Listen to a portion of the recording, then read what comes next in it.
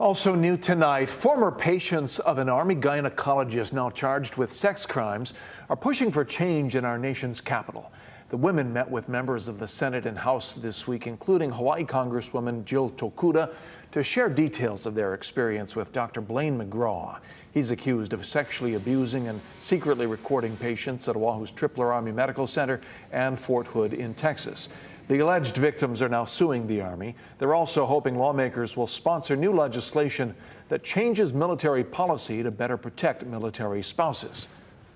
We would like to have open hearings. We would like to hear about what proposed changes could take place and what could be implemented into law to make sure that this doesn't happen again. The women told lawmakers they wanted stronger chaperone policies at military medical facilities, and yesterday, the Army made that change, announcing staff must now ask patients if they'd like a chaperone in the room before a doctor performs a sensitive exam.